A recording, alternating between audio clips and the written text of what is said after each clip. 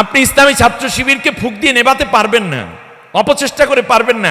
বুকে হাত রেখে বলি কোনোদিন সম্ভব নয়। এই জন্য কারণ ইসলামী ছাত্র শিবির শুধুমাত্র আপনার রাজপথের সাথে আর এই মিছিল মিটিং এর সাথে সম্পর্ক শেষ করেনি, কোরআনের সাথে সম্পর্ক করার কারণ ইসলামী ছাত্র শিবিরের সম্পর্ক আল্লাহ রাব্বুল আলামিনের সাথে প্রতিষ্ঠিত হয়ে গেছে, আল্লাহর নবীদের সাথে সম্পর্কিত হয়েছে।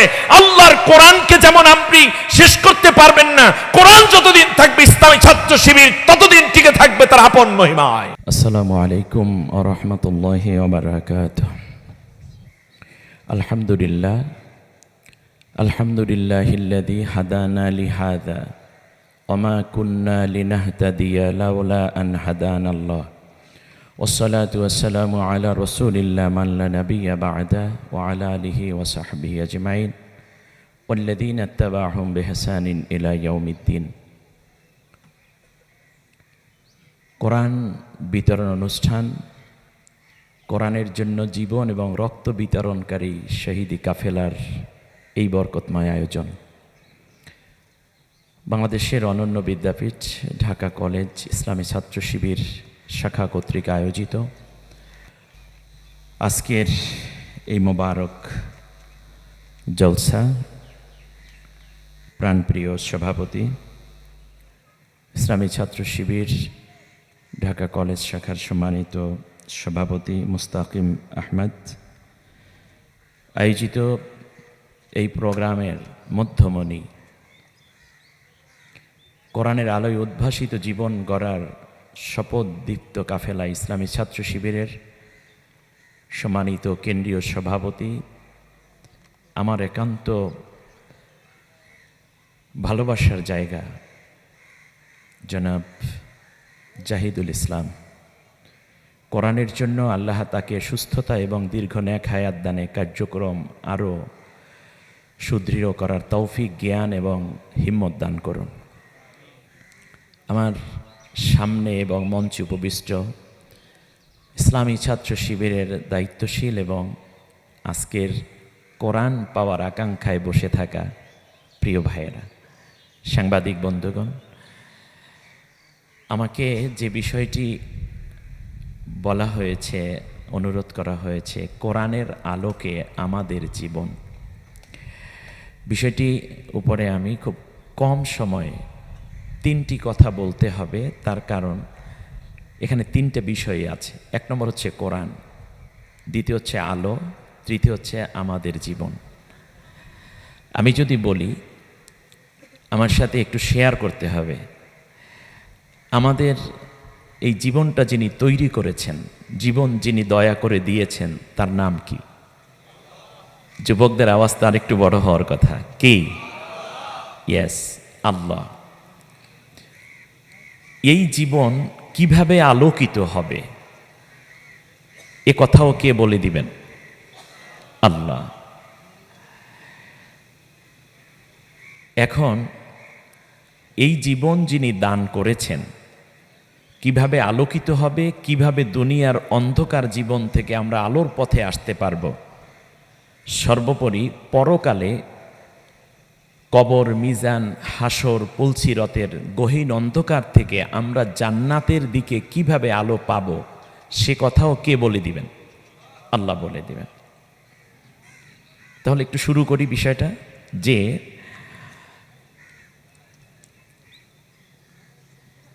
এই পৃথিবীতে আমরা যতগুলো জিনিস দেখি, ম্যাটার দেখি, সব কিছু যখন তৈরি করা হয় তখন তৈরির ব্যবহার বিধিটাও সাথে দিয়ে দেয়া হয়। যেমন আমরা যে মোবাইলগুলো কিনেছি, ক্যামেরা, এমপ্লিফায়ার, অন্যান্য মেশিনারিজ যা কিনি, ল্যাপটপ, কম্পিউটার, অথবা তার সাথে সাথে ফ্রিজ ইত্যাদি, যখন এটা কেনা হয় সাথে সাথে ওই কোম্পানির পক্ষ থেকে একটা বই দেয়া হয়। ওই বইটাকে আমরা কি বলি? ক্যাটালগ, ঠিক না? ব্যবহার বিধি। ক্যাটালগ তিনি দেন যিনি ওই বস্তুটি তৈরি করেন,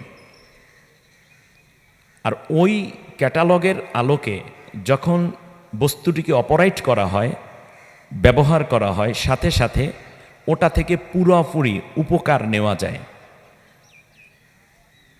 তাহলে আমরা এতটুকু কথার মধ্যে একটা প্রশ্ন তৈরি হয়েছে, সেটা হচ্ছে ক্যাটালগ দিবেন তিনি, জিনিসটি তৈরি করেছেন যিনি। বিষয়টি কি এমন নয়?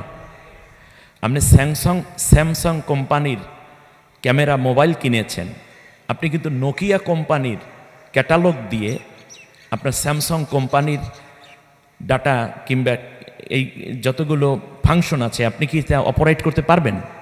পারবেন না। তাহলে প্রথম কথা হচ্ছে ক্যাটালগ দিবেন তিনি, জিনিসটি তৈরি করেছেন যিনি। এবার যেহেতু আমাদের জীবনের সাথে কোরআনের কথা, সেই জন্য কোশ্চেন হচ্ছে প্রথম আমাদেরকে তৈরি করেছেন কে? তাহলে এই জীবনটা পরিচালনার ক্যাটালগটা কে দিবেন? ইয়েস, আর সেই ক্যাটালগের নাম হচ্ছে এই কোরআন। এই কোরআনটি হচ্ছে ক্যাটালগ, আর এই ক্যাটালগ দিয়েছেন তিনি, আমাকে তৈরি করেছেন যিনি। অন্য কোনো catalogue Karl Marx, Lenin, Mao Zedong, Darwin, Freud, Hegel, ঠিক তার পাশাপাশি অন্য যত মতবাদ আছে, যত বই পুস্তক আছে, যত গবেষণা আছে, লেখনী আছে, রাজনীতি, সমাজনীতি, শিক্ষানীতি আছে, এগুলো আমাদের জীবনের সাথে প্রয়োগযোগ্য নয়। কারণ তৈরি করেছেন যিনি।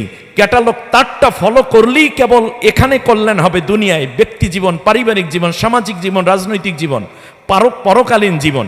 আর যদি অন্য কোনো ক্যাটালগ আমরা ব্যবহার করি তাহলে আমরা দুনিয়ায় ধ্বংস হব, আখেরাতেও ধ্বংস হব। অতএব আল্লাহর পক্ষ থেকে যে ক্যাটালগ এসেছে আমাদের মুক্তির জন্য, আমাদের সুন্দরের জন্য, তার নাম কি? কোরআন। অতএব আমাদের জীবনের জন্য কোরআন, আমাদের সুন্দরের জন্য কোরআন। এখন একটা ছোট্ট উদাহরণ যদি বলি, যেমন আপনি এই মোবাইল কিনেছেন, আপনি দেখবেন চার্জ লাগাবেন, তাও একটা ডিফারেন্স আছে, এক এক কোম্পানির এক এক রকম। আপনি যদি আইফোন কিনেন, সেখানে নিঃসন্দেহে আপনি পারবেন না স্যামসাং কোম্পানির কোনো চার্জার লাগাতে, কারণ ওটা তাদেরটা আলাদা করেই তৈরি করা হয়েছে। এখন যদি চিন্তা করেন না এটা চালাবো, মোবাইল কিনবেন আপনি, মোবাইল কোম্পানি হলো আইফোনের, আর চার্জার ব্যবহার করতেছেন আপনি নোকিয়া কোম্পানির। আপনার জীবনে মোবাইল চার্জ হবে না, কয়দিন পরে মোবাইলটাই বন্ধ হয়ে যাবে। তাহলে একটা ছোট্ট মোবাইল যদি এক কোম্পানির হয়ে আর এক কোম্পানির চার্জার ব্যবহার করে উপকার না পাওয়া যায়, বরং ক্ষতির সম্মুখীন হওয়ার সম্ভাবনা, আশঙ্কা থাকে, তাহলে যে আল্লাহ রব্বুল আলামিন আমাকে আপনার মতো সুন্দর মানুষটা তৈরি করলেন, আর সেই আল্লাহর পক্ষ থেকে ক্যাটালগ দিলেন কোরআন, এই কোরআনের বাইরে এসে অন্য কোনো মতবাদ, অন্য কোনো চিন্তা, অন্য কোনো দর্শন, অন্য কোনো আদর্শ দিয়ে মানুষের জীবন চলতে পারে, এটা শান্তি আসতে পারে, এটা কেবল বোকারা চিন্তা করে, কোনো বিবেকবান মানুষ চিন্তা করতে পারে না। মানুষের জন্যই কোরআন দিয়েছেন আল্লাহ নিজে। আরে আপনি আজকে একটা ছোট্ট তালা কিনে নেন না, একটা তালা কিনেন, একটা তালা কিনেছেন, চাবি অন্য একটা তালার, এটা দিয়ে তালাটা খোলা যাবে? যাবে না। তাহলে আমরা কেন বুঝি না আমাদের জীবনটাকে কোরআনের আলোয় আসতে হবে? কারণ আল্লাহ আমাদের জীবনের শান্তির এবং মুক্তির জন্য কোরআনটা দিয়েছেন। শুধু দেননি, বরং আল্লাহ সুবহানাহু ওয়া তাআলা বলেছেন, আলিফ লাম র কিতাবুন আনজালনাহু ইলাইকা লিতুখরিজান নাসা মিনাজ যুলুমাতি ইলান নূর। হে রাসূল, আমি কোরআন নাজিল করেছি যাতে করে তুমি সমস্ত মানুষকে অন্ধকার থেকে আলোর পথে নিয়ে আসতে পারো। সুবহানাল্লাহ। জুলাই বিপ্লব হয়েছে আলোকিত একটি সমাজ গড়ার জন্য, আলোকিত একটি জাতি গড়ার জন্য, আলোকিত একটি দেশ গড়ার জন্য। কিন্তু সেই আলো কোথায়? মানব রচিত কোনো মতবাদের মধ্যে আলো নাই। আলো আছে কেবল কোরআনের মধ্যে, কোরআনওয়ালাদের মধ্যে, কোরআনের আন্দোলনের মধ্যে, কোরআন বিপ্লবের মধ্যে। এর বাইরে কোনো আলো নাই, শুধুই অন্ধকার, গহীন অন্ধকার। আমাদের কেন্দ্রীয় সভাপতি চমৎকার করে বলেছেন, যারা মানবাধিকারের কথা বলছেন তারাই মূলত মানুষ হত্যা করে উল্লাস করার নেশায় তারা আজকে নিজেদেরকে ব্যস্ত রেখেছেন। সুতরাং মনে করতে হবে ওগুলো শুধুই মাত্র, কেবলমাত্র তাদের বক্তব্য, আসলে তারা আলো দেখাতে পারেনি। আলোর জন্য রাসূল সাল্লাল্লাহু আলাইহি ওয়াসাল্লাম যে কর্মসূচি দিয়েছিলেন সেটাই হচ্ছে কোরআনিক কর্মসূচি। আমি এখানে দুইটি বিষয় শুধু বলবো। আজকে যদি সত্যি একটি সুন্দর বাংলাদেশ গড়তে হয় শহীদের রক্তের বিনিময়ে আনা আজকের এই বাংলাদেশে, তাহলে মুক্তির একমাত্র পথই হচ্ছে কোরআন। তার কারণ আল্লাহ সুবহানাহু ওয়া তাআলা বলেছেন যে কোরআনটা আমি নাজিল করেছি শুধুমাত্র তোমরা এটা বিতরণ করবে আর নিয়ে রেখে দিবে এজন্য নয়, অথবা হ্যাঁ কোরআন মানা দরকার, অথবা কোরআন শোনা দরকার, কোরআন বোঝা দরকার, এজন্য নয়, বরং আমি আল্লাহ তাআলা কোরআন জানা এবং মানাকে ফরজ করে দিয়েছি, যেটা ইসলামী ছাত্র শিবির তার নৈতিক দায়িত্ববোধের জায়গা থেকে কোরআনের কাজ শুধু করছে না, বরং কোরআনের নিজে তেলাওয়াত করছে, অন্যকে তেলাওয়াত করার জন্য উদ্বুদ্ধ করছে। ঠিক তার পাশাপাশি কোরআন যাতে করে সমাজে ইমপ্লিমেন্ট করা যায়, কোরআন দিয়ে যেন সমাজটা গড়ে উঠতে পারে, যেটা রাসূল সাল্লাল্লাহু আলাইহি ওয়াসাল্লাম এবং আসহাবে আজমাইন করেছিলেন, ঠিক তার পাশাপাশি এই আকাঙ্ক্ষা এবং স্বপ্নকে পূরণ করার জন্য শহীদি কাফেলা তাদের শত শত ছাত্রের বুকের তাজা রক্ত ঢেলে দিয়ে বাংলার সবুজ চত্বরে প্রমাণ করেছে তারা আল্লাহর কোরআনের বিজয় দেখতে চান এবং কোরআনের বিজয় দেখে তারা তৃপ্তি লাভ করতে চান।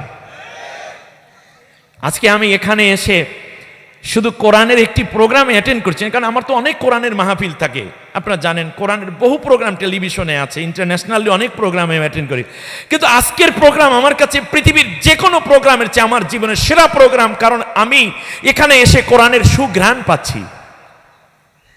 কোরআনের জন্য রক্ত দেয়া কাফেলার রক্তের ঘ্রাণ আমার নাকে আমি শুকছি। আমি এমন এক কাফেলার সামনে দাঁড়িয়ে কথা বলছি যারা নিজের জীবনের চেয়ে কোরআনকে ভালোবাসে, নিজের জীবনকে উৎসর্গ করে আল্লাহর কোরআনের পতাকা উড্ডীন করার স্বপ্নে বিভোর একদল তরুণ তাজা যুবকের সামনে আমি কথা বলছি। নিঃসন্দেহে আজকের আমার জীবনের সবচেয়ে সেরা মাহফিল, সেরা প্রোগ্রাম আজকে আমি করে যাচ্ছি, আর সেরা মানুষের সামনে আমি কথা বলছি। আল্লাহ তুমি এই মাহফিল কবুল করো, আমাদেরকে কিয়ামতের দিন এই মাহফিলকে নাজাতের জরিয়া করে দিও। সম্মানিত ভাইয়েরা, কোরআনের এই তিলাওয়াত শুধুমাত্র কোরআন জানা, এটা মানলে হলো না মানলে হলো, বিষয়টি এরকম নয়, বরং কোরআনকে আল্লাহ ফরজ করেছেন। আল্লাহ নিজে বলেছেন ইন্নাল্লাযী ফারাদা আলাইকাল কোরআন, সুবহানাল্লাহ। আল্লাহ বলছেন হে রসুল, আমি এই কোরআনকে জানা এবং মানাকে তোমার উপরে ফরজ করেছি এবং তোমার উম্মতের উপরেও ফরজ করে রাখলাম। তাহলে আমি মনে করি আজকের আমি আমার চোখকে অন্ধ করতে পারি না। আমি ছাত্র শিবির, ইসলামী ছাত্র শিবিরের প্রোগ্রামে এসে আমি আজ উদাত্ত আহ্বান জানাতে চাই, ছাত্র দলে আমার অনেক মুসলিম ভাইয়েরা আছেন, বোনেরা আছেন, কিংবা অন্যান্য ছাত্র সংগঠনেও আছেন। এই ফরজ কি শুধু ইসলামী ছাত্র শিবিরের উপর আল্লাহ কোরআন জানাকে মানাকে ফরজ করেছেন, নাকি প্রত্যেক মানুষের উপরে ফরজ করেছেন?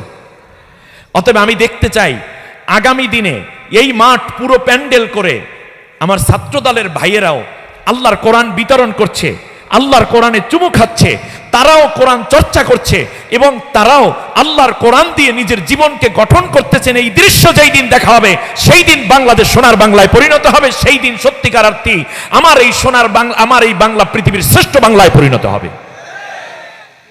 এই দায়িত্ববোধের জায়গা থেকে আমি মনে করি অন্যান্য ছাত্র আন্দোলন যারা করেন আপনারা শুরু করুন, আর যদি সম্ভব না হয় তাহলে দলে দলে ইসলামী ছাত্র শিবিরে যোগদান করুন, যাতে করে আপনার জীবনও কোরআনের আলোয় উদ্ভাসিত হয়ে সত্যিকার একটি সুখী সমৃদ্ধ জীবনের পাশাপাশি জাতি গঠনে ভূমিকা রাখতে পারেন।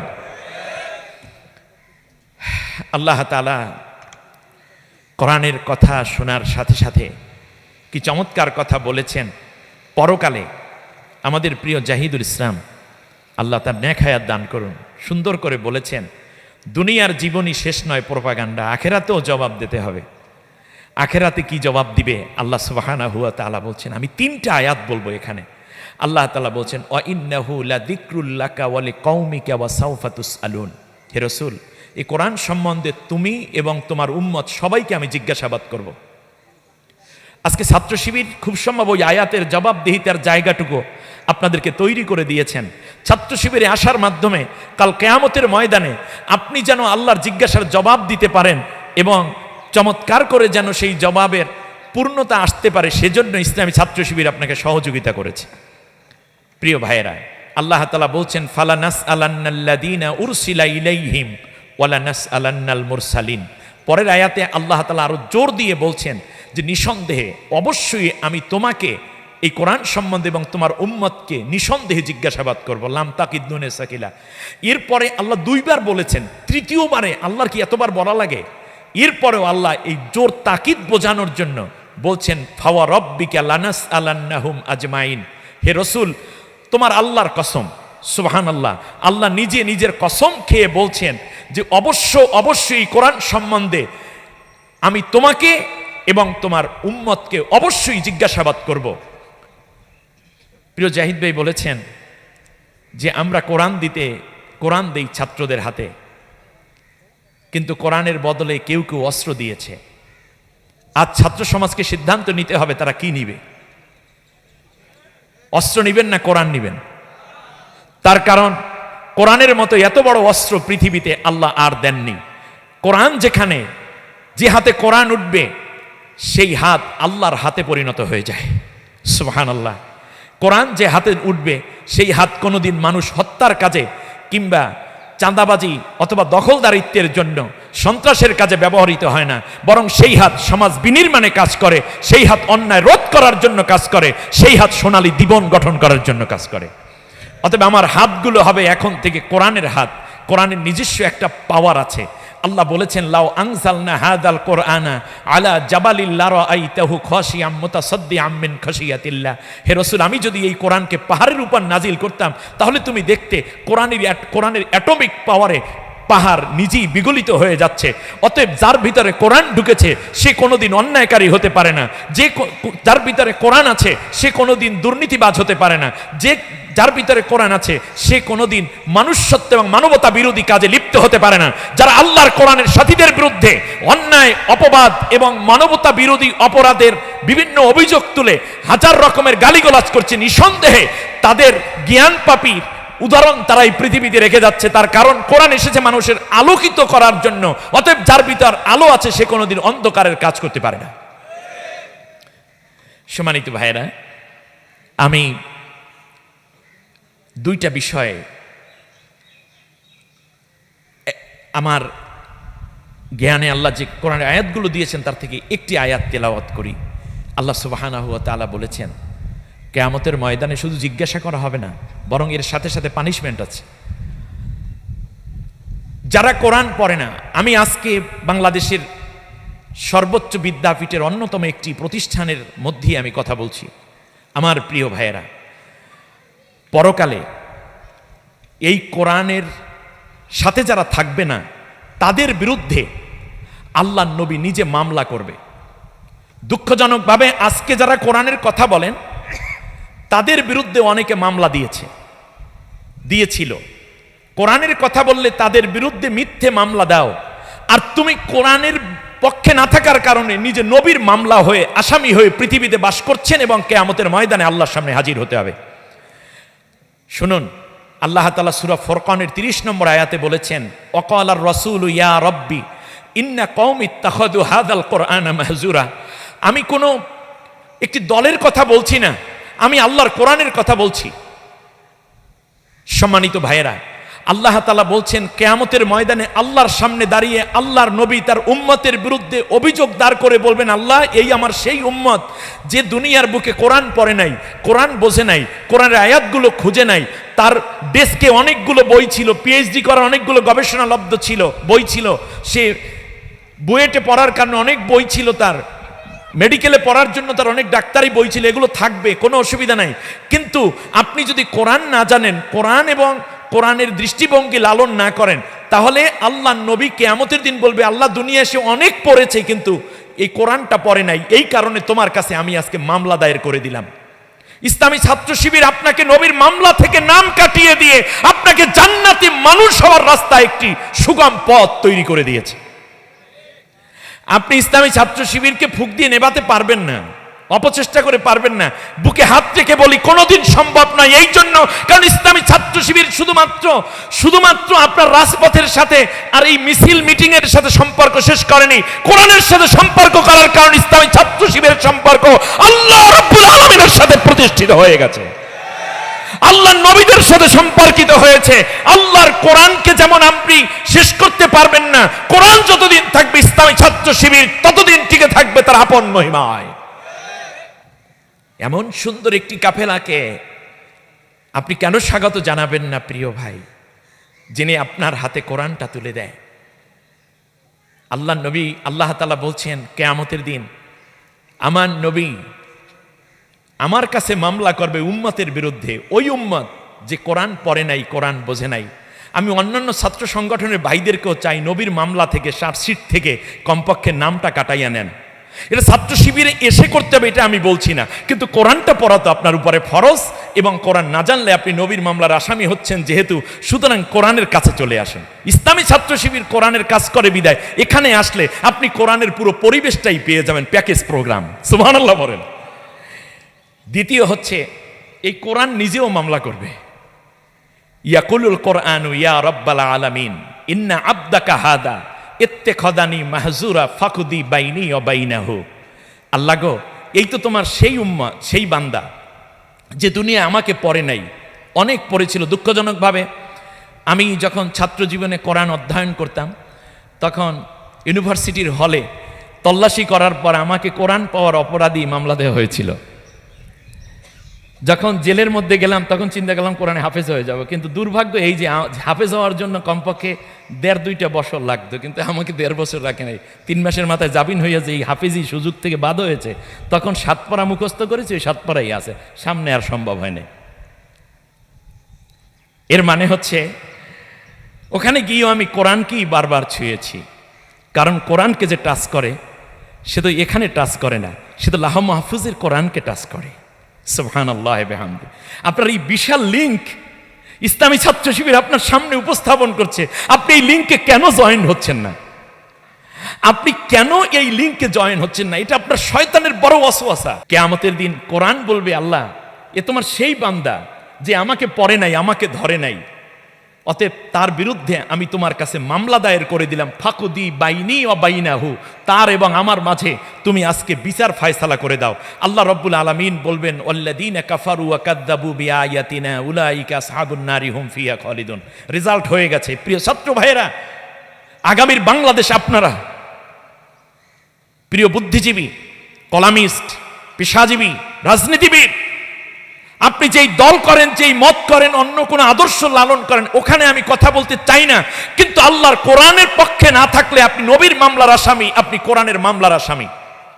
আল্লাহ তাআলা সূরা বাকারার 39 নম্বর আয়াতে জানিয়ে দিলেন, যারা আমার কোরআনের মামলা খাবা, নবীর মামলা আসামি হবে, তাদের জন্য রয়েছে জাহান্নাম, অনন্তকাল তারা জাহান্নামেই পড়ে থাকবে, কোনোদিন তারা জান্নাতে আসা সম্ভব নয়। ইসলামী ছাত্র শিবিরের বিরোধিতা করতে গিয়ে, বৃহত্তর ইসলামী আন্দোলন জামাত ইসলামীর বিরোধিতা করতে গিয়ে, কিংবা অন্যান্য ইসলামী দলের বিরোধিতা করতে গিয়ে আপনি নিজেকে তো জাহান্নামী বানিয়ে ফেললেন। অতএব জান্নাতের মোহনায় যদি নিজেকে আসতে চান, অনেক বৃদ্ধ রাজনীতিবিদ আছেন, বৃদ্ধা রাজনীতিবিদ আছেন, যারা বয়সের ভারে নুয়ে পড়ে এখনো কাজ করছেন রাজনীতির মাঠে। আপনি যেই রাজনীতিটি করবেন সেটা যেন কোরআনের কথা হয়, সেটা যেন নবীর আদর্শের কথা হয়, তাহলে আপনি দুনিয়ায়ও নেতা, আখিরাতেও জান্নাতি হতে পারেন। আজকে ইসলামী ছাত্র শিবির ওই কথাগুলো জানিয়ে দিতে চায়, আপনার জীবন যেন দুনিয়া আখিরাত দুইটাই সাফল্য লাভ করতে পারেন।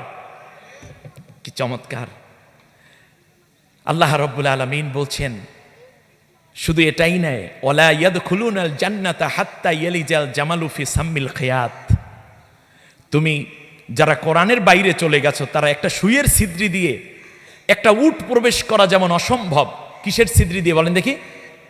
সুইয়ের ছিদ্রি দিয়ে। সুই যেটা একটা চিকন সুতা প্রবেশ করাতে গিয়ে কত কষ্ট হয় যারা একটু বয়স্কা মহিলা, তো সেখান দিয়ে কোনোদিন উট কি প্রবেশ করতে পারবে?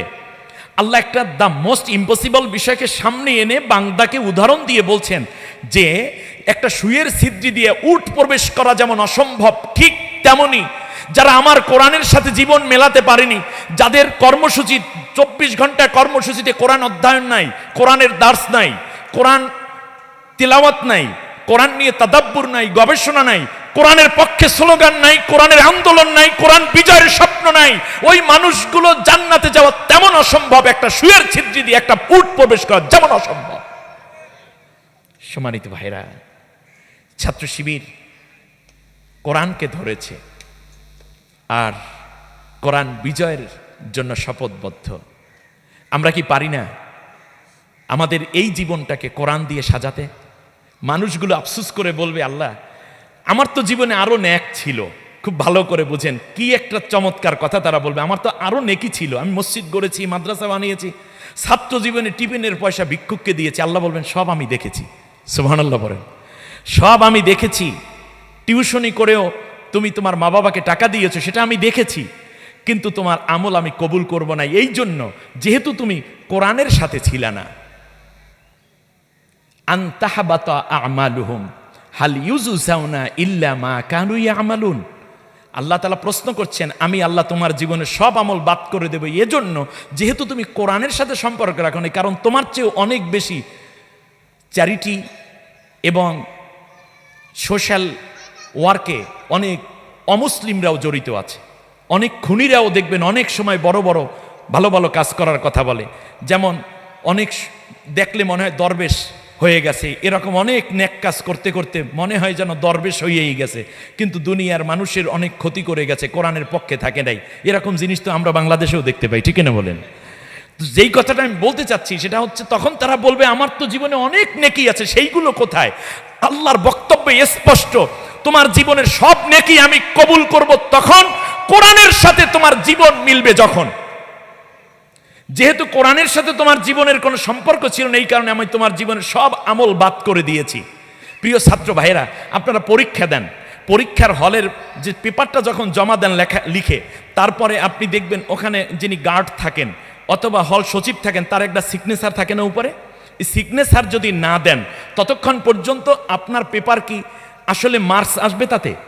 অনেক ভালো লিখেছেন, ঠিক তেমনই পৃথিবীতে যারা অনেক নেকি করেছেন কিন্তু আল্লাহর কোরআন পড়ে নাই, কোরআনের সাথে থাকে নাই, কোরআন বিপ্লবের স্বপ্ন দেখে নাই, কোরআন বিজয় মানে আল্লাহর আইনের বিজয়ের স্বপ্ন যারা দেখে নাই, তাদের আমলগুলো আল্লাহ তাআলা কবুল করেন না। ওই পেপার ভরা লেখা থাকবে, নাম্বার আসবে না। যেমন আল্লাহ তাআলা বলছেন, আন তাহাবাতা আমালুহুম, তোমাদের জীবনের সব আমল আমি বাদ করে দেব, কে আছে তোমাকে সওয়াব দিবে? ফালা নুকিমু লাহুম ইয়াউমাল কিয়ামাতে ওয়াজনা, সূরা কাহাফের 105 নম্বর আয়াতে গিয়ে বলছেন, ওদের জীবনের কোনো আমল আমি মিজানে উঠাইয়া মাপামাপি করব না, বরং আমি আল্লাহ সুবহানাহু ওয়া তাআলা কি করব জানো? আমান আ'রাদা আন যিকরি ফাইন্না লাহু মাঈশাতান দনকা ওয়া নাহশুরুহু ইয়াউমাল কিয়ামাতি আমা। কে পারিবারিক জীবনে শান্তি দেব না, দুনিয়ার জীবনে শান্তি আসবে না কোরআনের যদি স্পর্শ না থাকে, কোরআনের সাথে জীবন না থাকে। ওয়াদা করেছেন কে? আল্লাহর কথা বিশ্বাস হয় না আপনাদের? আমি ছাত্র শিবির দেখেছি, ছাত্র শিবিরের দীর্ঘ পথ চলায় আমি একজন নগণ্য কর্মী ছিলাম। কিন্তু দেখুন, সকালের নাস্তাটি করে রুম থেকে বেরোতে পারেনি, কিন্তু তার মুখের মুস্কি হাসি কোটি কোটি ছাত্র সমাজের তরতাজা হৃদয়ে গিয়ে কি চমৎকার করে স্পর্শ করছে। পাগল পারা হয়ে ছাত্রগুলো শিবিরে যোগদান করতে রাজি হয়ে যাচ্ছে। কারণ পেটের খাবার ছিল না ঠিকই, এরকমও দায়িত্বশীল আমাদের ছিলেন, কিন্তু কোরআনের সাথে সম্পর্ক হওয়ার কারণে তার পরিবার, তার জীবন আল্লাহ তাআলা নিরাপত্তা এবং সুখময় করে দিয়েছেন। আর শত শত কোটি টাকা আয় করা মানুষটিও শান্তি পায়নি, তার কারণ কোরআনের সাথে তার সম্পর্ক ছিল না। এটা আমাদের দূরে যাওয়ার দরকার নেই। আপনার বাড়ির কাছে যারা আছে তাদেরকে জিজ্ঞেস করলেও দেখবেন কোরআনের সাথে যাদের সম্পর্ক, তাদের পারিবারিক শান্তিটা আল্লাহ দিয়ে রেখেছেন। আল্লাহ বলছেন কোরআনের সাথে যাদের সম্পর্ক নাই, সূরা তোহার 124 থেকে 26 পর্যন্ত আল্লাহ বলছেন যে তাদের পারিবারিক জীবন সুন্দর হবে না, বাজে টেনশন, বিভিন্ন রকম ক্ষতির মধ্যে তাদের রেখে দেবো আমি, আর কিয়ামতের দিন তার অন্ধ করে দেব। মানুষগুলো জিজ্ঞেস করবে, লিমা হাসারতানি আমা অকদ কুনতু বাসীরা। ও আল্লাহ, আমার তো দুনিয়ায় চোখ ছিল, আমি কেন অন্ধ হয়ে গেলাম? আজকে অন্য ছাত্র সংগঠনের বন্ধুদেরকে আমি একজন আলেম হিসাবে অভিভাবকের জায়গায়, আমারও যেহেতু আমার সন্তান আছে, তারাও পড়ছে, সেজন্য বলছি পরকালের এই মহা মুসিবত থেকে আপনি বাঁচুন। নেত্রীদেরকে বলবো, নেতৃবৃন্দকে বলবো, আপনারাও ফিরে আসুন কোরআনের সাথে। এখানে আপনার শিবিরে আসতে হবে বা ইসলামী দলে যোগদান করতে হবে এটা নয়, বরং আপনার দলটি আপনি ইসলামী বানাই দেন। কারণ কোরআন তো শুধুমাত্র জামাত ইসলামী ছাত্র শিবিরের নয়, কোরআন তো সমস্ত মানুষের। কিন্তু কোরআনের বাইরে গেলে আপনি নিঃসন্দেহে মহা ক্ষতির মধ্যে, দুনিয়ায় মহা শাস্তির মধ্যে আখেরাতে। বাঁচুন, প্লিজ বাঁচুন, দেশকে বাঁচান, জাতিকে বাঁচান। তখন তারা বলবে, আল্লাহ দুনিয়ায় তো আমার চোখ ছিল, তারা বলবে আমি আজকে কেন অন্ধ হলাম? আল্লাহ তাআলা বলবেন, দুনিয়ায় কোরআনের দিকে যখন আহ্বান করা হতো, একদিকে তোমাদেরকে ইসলামী ছাত্র শিবির ডাকতো, আসো কোরআনের মোহনায়, কিন্তু তোমরা মোড় ঘুরিয়ে অন্য গলি দিয়ে অন্যদিকে চলে গিয়ে ওখানে গিয়ে কিছু সুযোগ সুবিধা পাবে এই আকাঙ্ক্ষায় কিংবা ওখানে গেলে পদ পদবীর একটা বড় কিছু পাবে এই আশায় তোমরা কোনো এক মন মানসিকতায় তোমরা চলে গেছো সেই দিকে। সেই দিন কোরআনের আহ্বানকে ত্যাগ করে অন্ধের মতো অন্য পথে যেমন চলে গেছো, এই জন্য আজকে তোমাদেরকে বাস্তবন্ধ বানিয়ে দিলাম। আল্লাহ রাব্বুল আলামিন বলেন, এবার তাদেরকে জাহান্নামে নেওয়া হবে। ইয়াউমা নাহশুরুহুম আলা উজুহিহিম উমিয়া ওয়া বুকমা ওয়া আসুম্মা, সব কোরআনের আয়াত। আল্লাহু আকবার। আল্লাহ বলছেন ওদের অন্ধ করে দেব, কালা করে দেব, বোবা করে দেব, মুখ থেকে নিয়ে মানে গলা থেকে নিয়ে পা পর্যন্ত প্যারালাইজড করে দেব, এবার মুখের উপর ভর দিয়ে দিয়ে জাহান্নাম পর্যন্ত নেব ওই মানুষদেরকে যারা দুনিয়ায় কোরআনের জন্য মুখ খোলেনি, কোরআনের কাজ করেনি, কোরআন আন্দোলন করেনি। ইসলামী ছাত্র শিবিরের সবচেয়ে তৃপ্তির জায়গা, সারা দিন ভর পরিশ্রম করার পরে রোদে পুড়ে বৃষ্টিতে ভিজে শীতে সহ্য করে যখন শেষ রাতে তাহাজ্জুদ নামাজে ইসলামী আন্দোলনের কর্মী ভাইরা দাঁড়ান, শিবিরের ভাইরা, তখন সবচেয়ে তৃপ্তির জায়গা, আল্লাহ আমি আজকে তোমার কোরআনের জন্য 7 ঘন্টা 8 ঘন্টা 9 ঘন্টা পরিশ্রম করেছি, কিন্তু অন্য দলের ছাত্র ভাইরা আপনার কি তৃপ্তি আছে আপনি বলেন দেখি, আল্লাহকে কি বলবেন? সুবহানাল্লাহ ওয়া বিহামদি। প্রিয় ভাইরা, যেই জায়গাটিতে আমি রাখতে চাই, পরকালে জাহান্নামের কাছে গিয়ে তারা বলবে, তখন ফেরেশতারা জিজ্ঞেস করবে, আলাম ইয়াতিকুম রাসূল, তোমাদের কাছে কি কেউ যায়নি? কোরআনের আন্দোলন করতে হবে, কোরআনের পথে থাকতে হবে, কেউ বলেনি? তখন তারা বলবে কলু বালা। অন্য ছাত্র সংগঠনের ভাইরা ঠিক এই কথাগুলোই বলবে, হ্যাঁ গিয়েছিল তো। এই যে জাহিদুল ইসলাম বলেছে, আমিনুল ইসলাম বলেছে, শফিকুল ইসলাম বলেছে, শাইখ জামাল উদ্দিন বলছে, আল্লামা সাইদি সাহেবের ওয়াজও তো শুনতাম এইভাবে, আমাদের ক্লাসের বন্ধুরা, ওই রুমের বন্ধুরা এইভাবেই বলতো, তাই যাওনি কেন? তখন তারা বলবে যে আল্লাহ তাআলা আমাদের নেতা, আমাদের নেত্রীরা বলছে কি ওই দিকে যাওয়া যাবে না। ইন্না সাদাতানা কুবারা আনা ফাআদাল্লুনা সাবিলা, আল্লাহ নেতারা বলছে কি ওই দিকে যাওয়া যাইবে না, এই জন্য ওদিকে। তখন আল্লাহ জিজ্ঞেস করেন তোমার কি জ্ঞান ছিল না? আল্লাহু আকবার। সেই দিন নেতা নেত্রী পাওয়া যাবে না, তখন তাদের চেহারাগুলোকে জাহান্নামের আগুনে উলট পালট করা হবে। ইয়ামা তুকাল্লাবু উজুহুম ফিন্নার, জাহান্নামের আগুনে যখন উলট পালট করা হবে, ভাজা হবে, ফ্রাই করা হবে, তখন তারা একটা বলবে, একটা আফসোস করে বলবে, লাউ নুরাদ্দু ওয়ালা নুকাজ্জিবু বিআয়াতিনা, আল্লাহ দুনিয়ায় একটা বারের জন্য দুনিয়ায় পাঠাও, গিয়ে শুধু কোরআন পড়ব, কোরআন বসবো, কোরআনের দলে থাকবো, আর অন্যান্য ক্লাসের যত পড়া আছে তা তো পড়বো, কিন্তু কোরআনটাকে আগে পড়বো। আপনারা বলুন তো দেখি, কিয়ামতের ময়দানে অন্যান্য ছাত্র ভাইয়েরাও এই আফসোসগুলো করবে, কিন্তু আসলে ফিরে আসার কোনো সুযোগ থাকবে? জোরে বলেন। অতএব পরকালে যেন আফসোস করতে না হয়, সেই অভাব পূরণের জন্য ইসলামী ছাত্র শিবির কাজ করছে। আপনার হাতে আল্লাহর কোরআন তুলে দিচ্ছে, আলহামদুলিল্লাহ পড়েন। আমি শেষ কথাটি এভাবে বলতে চাই, সেটা হচ্ছে একটি আইয়ামে জাহিলিয়াত, প্রিয় জাহিদ ভাই সুন্দর করে বলেছেন, তার বক্তব্যে পুরোটা হয়ে গেছে, আমি যতটুকু শুনেছি। অল্প সময় এত সুন্দর বক্তব্য, আমার মনে হয় জীবনে আমি 2-3টা শুনলে তার মধ্যে আজকেরটা অন্যতম। তো সেই জায়গাটায় রাসূল সাল্লাল্লাহু আলাইহি ওয়াসাল্লাম যে সমাজে আসছিলেন, সেই সমাজে বৈষম্য ছিল, ঠিক কিনা বলেন? ছিল না? ছিল। সেই সমাজে শিক্ষার নামে কুশিক্ষা ছিল, ধর্মের নামে ধর্মচর্চা ছিল, মাদক ছিল। সেই সমাজে কন্যা সন্তানদেরকে জীবন্ত কবর দেয়া হতো। সুদ, দুর্নীতি, ঘুষ, অন্যায়, অবিচার, খুন খারাপিতে ভরপুর ছিল সমাজ, যেটাকে বলা হয় আইয়ামে জাহিলিয়াত। এই আইয়ামে জাহিলিয়াতকে আল্লাহ নবী পৃথিবীর শ্রেষ্ঠতম সমাজে পরিণত করেছিলেন কিসের দ্বারা? কোরআনের দ্বারা। জোরে বলেন, কিসের দ্বারা? কোরআনের দ্বারা। আজকে আমাদের সমাজেও সেই রকম জাহিলিয়াত আছে না নাই? কথা বলেন না কেন? আছে। তাহলে এই সমাজটাকে কি আপনারা পরিবর্তন করতে চান? কি পরিবর্তন করবেন? আগে চাঁদা ছিল 50 টাকায়, এখন হবে 100 টাকা, এটা পরিবর্তন নাকি? না। আগে মানুষকে মারা হতো পুলিশে, এখন মারি আমরা নিজেরা, নাউজুবিল্লাহ, এরকম পরিবর্তন নাকি? না। আমরা পরিবর্তন করতে চাই, অন্যায়কে রোধ করে দিয়ে ন্যায় প্রতিষ্ঠা করতে চাই। সেই সমাজ যদি পরিবর্তন করতে হয়, তাহলে জাহিলিয়াতের সমাজ ব্যবস্থা আজও যেহেতু প্রতিষ্ঠিত আছে, আর জাহিলিয়াতকে মোকাবেলা করে আল্লাহ নবী এই কোরআন দিয়া যে ইসলামী সমাজ ব্যবস্থা কায়েম করেছিলেন, সোনার মদিনা, সোনালী সমাজ, আবু বকর ওমরের মতো মানুষ তৈরি করে, যেই কোরআন দ্বারা, সেই কোরআনও আজও আছে। তাহলে বোঝা যায় জাহিলিয়াতও আছে, আজকে কোরআনও আছে।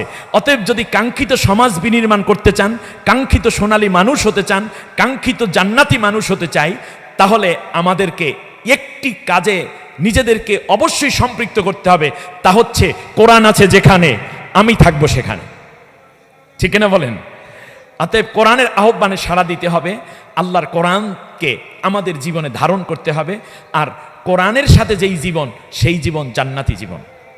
আল্লাহ রব্বুল আলামিন আজকের এই আয়োজনকে কবুল করুন এবং কাঙ্ক্ষিত একটি সোনালী বাংলাদেশ গড়ার যেই আকাঙ্ক্ষা ইসলামী ছাত্র শিবির পোষণ করে শপথবদ্ধ একটি জীবন গঠনে আল্লাহর রাহে উৎসর্গিত জীবনে নিজেদেরকে ধন্য হওয়ার তামান্না নিয়ে পথ চলছে, আল্লাহ যেন বাংলাদেশের গোটা ছাত্র সমাজকে এ কাফেলায় সম্পৃক্ত থেকে দুনিয়ায় শান্তি এবং আখেরাতে জান্নাত লাভের তৌফিক দান করেন।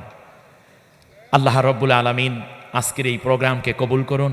বিশেষ করে আয়োজক এবং ইসলামী ছাত্র শিবির ঢাকা কলেজ শাখা, আমার মতো একজন ক্ষুদ্র বান্দাকে, আল্লাহর এই ক্ষুদ্র এক গোলামকে এত বড় প্রোগ্রামে তারা যে আমাকে সম্মানিত করেছেন, মেহমান হিসেবে দাওয়াত দিয়েছেন, তাদের প্রতি আন্তরিক দোয়া এবং নিরন্তর ভালোবাসা রেখে আল্লাহ তাআলার একটি আয়াত দিয়ে শেষ করছি। আল্লাহ বলছেন,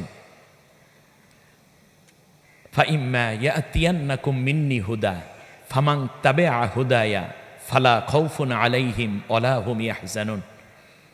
আমি এই কোরআন নাজিল করব, আমার আয়াত যাবে, যারাই এই আমি আল্লাহর হেদায়েত তথা এই কোরআনের আয়াতগুলোকে নিজের জীবনে ধারণ করবে এবং যা চর্চা করবে, কোরআনের পথে যারা চলবে, তাদের জন্য দুনিয়ায় কোনো ভয় থাকবে না, আখেরাতেও তাদের জন্য কোনো দুশ্চিন্তা থাকবে না। অতএব আমাদেরকে ভয় দেখিয়ে লাভ নাই, ইসলামী ছাত্র শিবিরকে ভয় দেখিয়ে লাভ নাই। তার কারণ যারা কোরআন বুকে নিয়েছে তারা আল্লাহ ছাড়া অন্য কাউকে ভয় করে না, আর আল্লাহর ওয়াদা অনুযায়ী আখেরাতে তারা জান্নাতি হয়ে যাবে। যেমনটা নবীও বলেছেন, মান জাআলাহু আমামাহু কদাহু ইলাল জান্নাহ। কোরআনের সাথে যারা থাকবে তারা ইন্তেকাল হতে দেরি, কোরআন তাদেরকে সামনে পথ দেখিয়ে জান্নাতে পৌঁছে দিতে দেরি করবে না। আল্লাহ সুবহানাহু ওয়া তাআলা রক্তে ভেজা সেই কোরআনের কাফেলায় যারা জীবন দিয়েছিলেন 1985 সালে স্বৈর শাসকের বুলেটের আঘাতে, স্বৈর শাসক ওটাও গেছে, ওটার দোসর পরবর্তীতে ক্ষমতায় আসছে, তারাও পালাই গেছে। অতএব এখন যেই ক্ষেত্র আল্লাহ তাআলা কোরআনের জন্য তৈরি করে দিয়েছেন, এই ক্ষেত্রে ইসলামী ছাত্র শিবির নেতৃত্ব দিবে, আর আমরা সবাই ইসলামী ছাত্র শিবিরের পাশে থেকে এই নেতৃত্বকে আরও বেশি সম্প্রসারিত করে কোরআনের আলো দিয়ে ব্যক্তি, পরিবার, সমাজ, রাষ্ট্র গঠনে ভূমিকা পালন করব। আল্লাহ সবাইকে কবুল করুন। এই আয়োজন কিয়ামতের দিনে আমাদের নাজাতের ওসিলা হোক। আল্লাহ রাব্বুল আলামিনের কাছে দোয়া কামনা করে আয়োজকদের প্রতি কৃতজ্ঞতা রেখে আপনাদের প্রতি আন্তরিক মোবারকবাদ জানিয়ে শেষ করছি। ওমা তৌফিক ইল্লা বিল্লাহ। আসসালামু আলাইকুম ওয়া রাহমাতুল্লাহ।